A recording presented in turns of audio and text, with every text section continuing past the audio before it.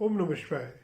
मित्रों, जैसा कि आप जानते हैं कि वार्षिक राशि भविष्य फल 2000 के अंतर्गत हमारी नई सीरीज चल रही है और इसी सीरीज के अंतर्गत अभी तक मैंने आपको मेष राशि वाले जातकों के लिए, वृषभ राशि वाले जातकों के लिए और मिथुन राशि वाले जातकों के लिए उनका जो है 2026 का वार्षिक भविष्य फल आपको बता दिया है। और उसी सीरीज में अब जो है अगली राशि आती है कर्क राशि। तो आइए जान लेते हैं कि 2026 का वर्ष कर्क राशि वाले जातकों के लिए कैसा रहने वाला है। यहाँ पर मैं आपको ये सूचना देना चाहता हूँ कि राशि देखने के लिए आपकी कुंडली में चंद्रमा जिस भी नंबर में बैठे होंगे वो नंबर आपकी राशि बन जाती है। और यहाँ पर हमें जब कर्क राशि देखना है तो आपको ये देखना होगा कि चंद्रमा आपके 4 नंबर की राशि में बैठे हो, उसे हम कर्क राशि कहते हैं। और ये जो सीरीज है हमारी, ये चंद्र राशि के ऊपर ही आधारित है। मैं आपको यहाँ पर इस राशि के नाम अक्षर भी आपको वीडियो में दे दूंगा, जिससे कि आप, अगर आपका नाम अक्षर भी कर्क राशि के हिसाब से आता है तो भी आपके लिए ये भविष्य फल जो है वह काम का होने वाला है। बात करते हैं सबसे पहले चंद्र राशि वाले जो जातक हैं वो कैसे होते हैं स्वभाव के। तो देखिए, ये कर्क राशि जो है एक जल तत्व की राशि है और यह एक जो है कुंडली के हिसाब से अगर हम देखें तो यह चर राशि है, मतलब चलायमान राशि है और जल तत्व की राशि है। और चूंकि यहाँ पर इसके जो स्वामी बन जाते हैं वह चंद्रमा है। और आप तो जानते हैं कि चंद्रमा बहुत तेज गति से चलते हैं, यानी कि कोई भी ग्रह जो है यहाँ पर जो है ब्रह्मांड में चंद्रमा सबसे तेज गति से चलते हैं। और उसी की वजह से मतलब जो है वो चंद्रमा 2.5 दिन के अंदर ही एक राशि से दूसरी राशि में चले जाते हैं। तो मित्रों, यह जो है वो मतलब स्थिर राशि नहीं है, बल्कि ये चर राशि के अंतर्गत आ जाता है। और लोग जो है इसके काफ़ी इमोशनल भी होते हैं, थोड़ा कवि स्वभाव भी उनका हो सकता है। आइए बात कर लेते हैं कि 2026 वर्ष कैसा इनके लिए रहने वाला है। मित्रों देखिए, सबसे पहले तो मैंने आपको हर वीडियो में बता रहा हूँ कि 4 ग्रह ऐसे होते हैं जो कि बहुत ज़्यादा दिनों में एक राशि से दूसरी राशि बदलते हैं। वो 4 ग्रह आपके शनि हो जाते हैं जो 2.5 वर्ष में एक राशि बदलते हैं, और गुरु 13 महीने में एक राशि बदलते हैं, और राहु और केतु 18 महीने में एक राशि बदलते हैं। तो 2026 में इन चारों राशियों के हिसाब से ही आपका भविष्य फल तय होगा, क्योंकि बाकी जो ग्रह हैं वो तो कोई 1 महीने में, कोई 45 दिन में इस तरह से अपनी राशि बदल लेते हैं। तो ये 4 ग्रह की जो प्रेडिक्शन है वह 2026 के लिए कर्क राशि वालों के लिए बहुत ज़्यादा काम की रहने वाली है।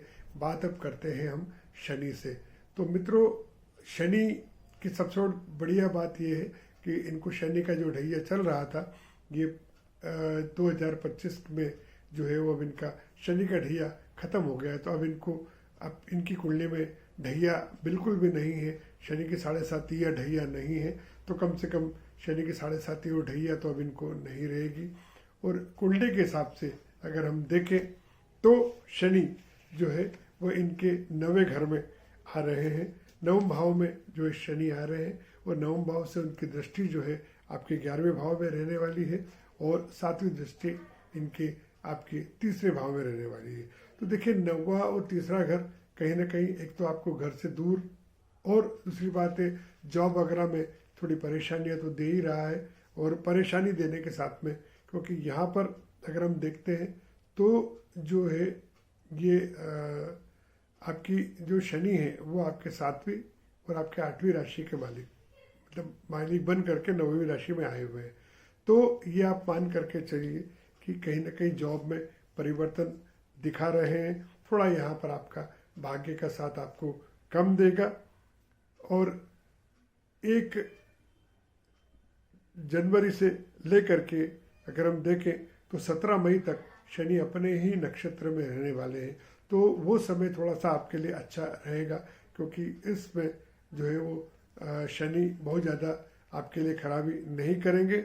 उसके बाद में शनि बुध के नक्षत्र में आ जाएंगे, तो बुध का नक्षत्र यानी कि आप बुध जो राशियां हैं आपके, वो आपकी कुंडली से एक तो 12वें भाव में आ जाती है और दूसरी तीसरे भाव में है। दोनों ही भाव अच्छे नहीं हैं, तो कहीं ना कहीं जो बुध का समय रहेगा वो आपके लिए नुकसान का रहेगा जब शनि बुध के नक्षत्र में होंगे।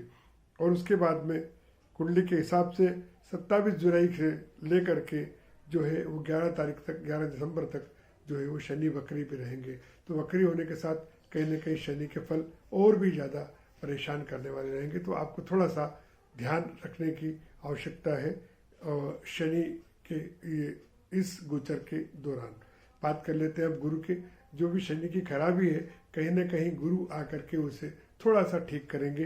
गुरु देखिए 1 तारीख यानी 1 जनवरी से लेकर के जो 1 जून तक आपकी कुंडली से 12वें भाव में रहेंगे और 12वें भाव में यहाँ पर ये बैठ करके 12वें भाव से जो है अगर हम देखें तो आपके चौथे भाव को देख रहे हैं, चौथे भाव में दृष्टि डालेंगे, आपके 6वें भाव में दृष्टि डालेंगे और आपके 8वें भाव में डालेंगे।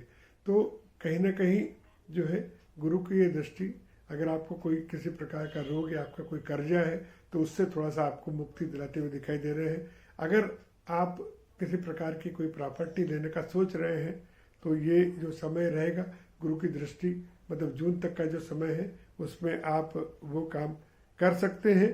लेकिन 1 जून के बाद में जो है अच्छी बात यह है कि गुरु का गोचर आपकी राशि से ही होगा और वो भी उच्च की जो है राशि में रहेगा और इसका इफेक्ट जो है वो कहीं ना कहीं आपके लिए अच्छा रहेगा, क्योंकि यहाँ से गुरु जो है वो आपके लगन पर, आपके पंचम पे, आपके सप्तम में और आपके 9वें भाव में दृष्टि रख रहे हैं। तो और 9वें भाव में जो है वो कहीं ना कहीं शनि भी बैठे हुए हैं और वहाँ पर उनकी खुद की राशि है, तो कहीं ना कहीं शनि का थोड़ा सा इफेक्ट यहाँ पर गुरु कंट्रोल करेंगे। तो फिर भी मैं कहूँगा कि गुरु की दृष्टि होने से जो है वो काफ़ी अच्छा रहेगा। और उसके बाद में जो है दिसंबर के महीने में आपका जो है यह गुरु जो है वो दूसरे भाव में आ जाएंगे। वो दूसरे भाव के गुरु अच्छे माने जाते हैं क्योंकि दूसरे भाव के मालिक भी है। तो यहाँ पर आपके लिए थोड़ा सा जो है फाइनेंस के हिसाब से का टाइम, 1 महीने का टाइम आपके लिए अच्छा रहेगा। तो इस तरह से गुरु का गोचर रहने वाला है। और आखिरी जो गोचर रहेगा वह कर्क राशि वालों में राहु और केतु का रहने वाला है। तो देखिए राहु आपकी कुंडली से 8वें भाव में गोचर कर रहे हैं और केतु दूसरे भाव में। ये लगभग दिसंबर के महीने तक यही गोचर रहने वाला है। तो देखिए राहु और केतु जब दूसरे और 8वें भाव में रहते हैं तो थोड़ी सी परेशानियां जीवन में आपके देते हैं। केतु दूसरे भाव में दे रहे हैं तो आपको खाने पीने का ध्यान रखना है, बोलने का ध्यान रखना है, क्योंकि कहीं ना कहीं आप बहुत ज़्यादा कड़वा बोलेंगे और कड़वे बोलने की वजह से आपके संबंध खराब होंगे। आप फैमिली से भी दूर हो सकते हैं क्योंकि दूसरा स्थान फैमिली का स्थान हो जाता है। अब आपके राहु की बात कर लेते हैं। राहु अष्टम में खराब फल देते हैं, एक्सीडेंट होने का डर या किसी प्रकार की कोई ऐसी घटना हो जाना जो कि आपके लिए अप्रिय हो, उस तरह की जो है बातें कहीं ना कहीं पूरे साल भर हो सकती है। और साथ में जो है दिसंबर के महीने से जो है केतु आपके लगन में आ जाएंगे और राहु आपके 7वें भाव में आ जाएंगे। तो ये गोचर भी आपके लिए बहुत अच्छा नहीं कहा जा सकता है, क्योंकि 7वें भाव में आकर राहु कहने के आपके पार्टनर आपके जो है मैरिड लाइफ में भी थोड़ी सी खराबी पैदा करेंगे। और केतु जब आपके लगन में आएंगे तो ये है कि थोड़ा सा कहीं ना कहीं तबीयत में खराबी भी करेंगे, आपके काम एक बार में होने नहीं देंगे। तो ये गोचर आपका, मैं ये कहूँगा कि थोड़ा सा कर्क राशि वालों के लिए ये वर्ष सावधानी से रखने का है।